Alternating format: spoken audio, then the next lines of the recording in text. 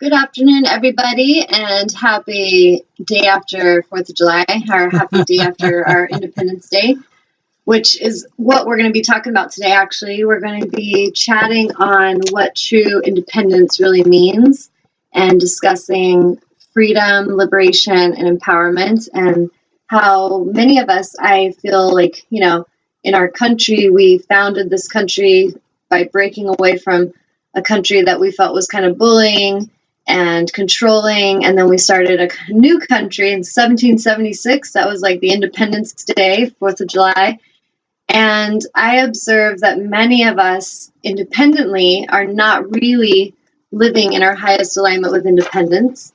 And so today the topic is going to be on not just, like I was kind of joking with my soul sister today on our walk, that I observe in our country what Independence Day means to a lot of people when you just observe it is go and eat some processed foods and blow some shit up and, hang out and get drunk. And I really am hoping that for some of us, it's a little deeper than that, and that we can not only just think of, America's independence and try to feel that we're in some way, in an egoic way, better than other countries, but if we can really think back to why we actually left, like why many of us left a country to start a new one, and maybe the misaligned way we started this new country, and really look into how a lot of us have silently agreed to this, and we don't always question things or even check into how empowered we truly are. Like a lot of people here talking about how they're so grateful to live in this country because they have freedom. Yet at the same time, I really observe, is everybody really as free as they say? I mean, we have the illusion of freedom on a lot of levels, and some people say they have freedom, but then I observe how they live their lives, and it doesn't really look very free. And so we're going to get into that today. And so I'm going to give a little pause just to remind you guys, if you want to call in today live, you can call in through Skype to Computers 2K Voice, or you can call in with your phone on 919-518-9773. So if any of you guys want to call in and discuss this from your perspective, I really welcome that. And yes, if you're just watching and you are not logged into the chat, you're missing. So just enter your name, handle, whatever you want into that box to the right of the video, and log into the chat.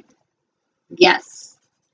Yeah, and that way we can chat with you guys, and you don't have to say who you really are. If you want to have your alter ego name today, you could be Little Fuzzy Bunny. We don't really care what your name is, but if you want to get involved in the conversation, I encourage that, because I would love to actually hear from you guys. I'm pretty cool and all, but I don't know that everyone just wants to hear my perspective. And I do love to share my perspective, but I also love the feedback. So if you guys want to chime in and share what you're going through personally, I encourage that. Share, when we get into the topic of independence, what does that mean to you guys? I would like to hear back on that. So maybe write in what you feel independence means, what you actually feel freedom means, and what does liberation mean to you? Because I feel like these are topics that, if we can go deeper than just celebrating as a country and blowing shit up and eating hot dogs and getting drunk, but we could actually tune into the deeper, morals of these words. What do these words really mean, and what are the energies here? And am I personally living in alignment with that? Or am I just kind of getting by? Am I numbly getting by? Am I, kind of avoiding life and not dealing with stuff? Do I like to enslave other people and get them to do what I want and try to project control on them? Or perhaps I feel controlled in my life situations. Maybe your job, you feel enslaved, or, for some of you, it might be you feel enslaved in relationships. Some of us maybe don't really feel even empowered in our own self. How do I feel about myself? Do I love myself? Do I feel free to really express my truth? Or am I terrified of what people think about me to the point where I just swallow, back the wisdom and bite my tongue And I say that because I personally feel in my short life on this planet, in this lifetime, I have had so many lessons to show me how freaking important this stuff is. And until we can pass these tests where we're no longer seduced by any kind of egoic agenda, then we will continue to be trapped in other people's agendas, and we will continue to create them ourselves for other people and try to trap other people. And I've observed how much suffering that really causes and how much anxiety that creates. Suffering, it's not fun, it doesn't feel awesome, and it doesn't matter how many hot dogs you eat or how much beer you drink, you're still feeling kind of not at ease in yourself. And so one of the things today, I actually saw this little quote on Facebook, and I was going to read it because I actually thought this kind of went with what we're going to talk about today.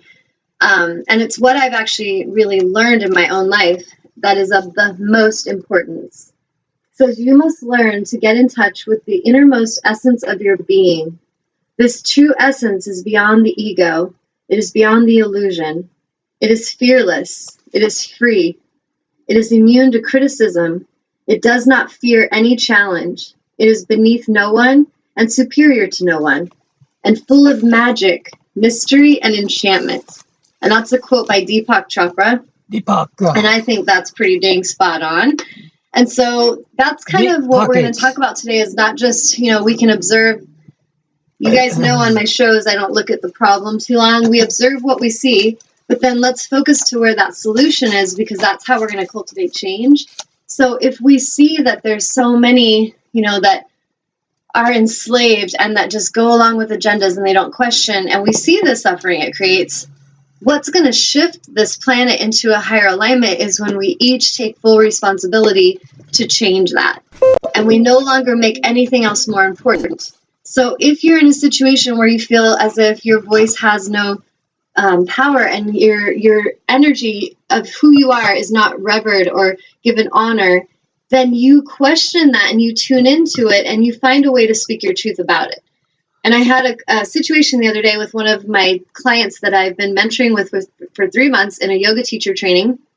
And he's very educated man, very intelligent man.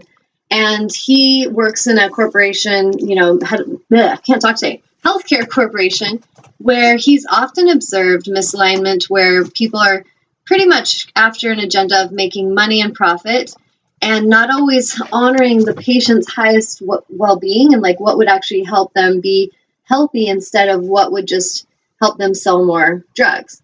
And this is coming straight from a doctor's observation. And we've been mentoring a while, and I challenge him every time we meet and just say, there's a reason you're there. There's a reason you chose to go in there. Now, here's the deal. You're either going to stay in that system that's out of alignment, and you're going to keep quiet, and you're going to squirm and kind of squiggle and feel uncomfortable in that energy, or you're going to lose all your fear, and you're going to take a stand, and you're going to speak on what you see and what you know and what matters. And the more of us that dare to do this one change of choice in our day where we actually speak our truth, we actually express from our hearts what we understand, and we're not afraid of what may change. And that's a tricky one, because I've lived that in my own life where there's often consequences to speaking full truth. Sometimes people won't talk to you again. Sometimes people want to fire you and just get rid of you. But I feel it's always the highest choice to stay true to self. And recently there was somebody on Facebook talking about how he had been really bashed for being gay, and that all these people with all this equal marriage rights stuff happening, that there was a lot of people still going off on it, and that he made a statement on his wall and said, I care about you guys, and if you don't care about my well-being as a person, and you think that you all deserve healthcare, but I don't deserve the same needs being met because I'm gay, he says, I have a problem with that, and that if that's the case, I may get to a point where I'm going to have to block some of you and unfriend you, and I just am kind of warning you ahead of time. And I was really proud of him to speak that truth. But we got into some stuff where people were kind of projecting about religion and what sin is, what's right or wrong. And the statement I made on there was, I first offered reverence to his journey, because I could understand at my own soul level what it feels like to be betrayed and what it feels like to have others try to lash out and hurt you because you dare to be different than they say you should be. And the consequence of being true to self can be pretty high in some people's movies, but it really matters the most. It is the most important thing to be true to self. When we try to trick ourselves, we're like, oh, I can just work for this corporation and pretend I don't really mind that they're slaughtering all these animals in a very cruel way because I make so much money. Or I can just work for this corporation, pretend I don't know that they're making these harsh chemicals that are actually harming people because I make so much money, so I'm just going to pretend I don't know that. It's really tricky to lie to yourself like that, and the consequence of just being seduced by money and power, it doesn't really last, and you still feel uneasy in yourself when you're making choices like this. And so I feel when people get into throwing the sin bomb with religion, like, you're a sinner, you're this, you're that, the sin to me, if you look at really the definition of that, I feel the highest sin we could create would be to deny our own voice and to not really take a stand for what matters to us, to sit by and blindly observe injustice happening and do nothing and say nothing. And I feel like when we don't show up in our day, moment to moment, authentic and empowered and truthful, that in a sense, we sell our soul every moment. And so today, that's what I want to focus on is, are those of you that are watching ready to take that stand? And do you see, have you learned enough? Have you suffered enough to see how vital and important that is to actually showing up and being present and authentic? And how much that shift can change your experience of life in every way. Your sense of ease, your sense of presence and peace will shift greatly as you show up and are being true to self. And when we're not doing that, how uneasy you feel, how anxious you feel, how terrified you feel, and how easy it is that you allow others to control your energy. So I'm going to take a pause and see if anybody's writing in or wants to call in. Again, that number is 919-518-9773 if you want to call in. Anything coming in, Amnon? Nope. Okay. Well, what's up, guys? Talk to me. So Amnon, we sometimes have to chat to encourage them too. So Sure.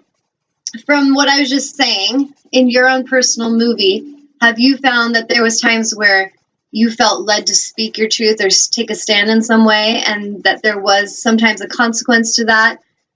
And what did you feel was important about that? Like, was it okay to just pretend you didn't notice, or was it really important that you took a stand?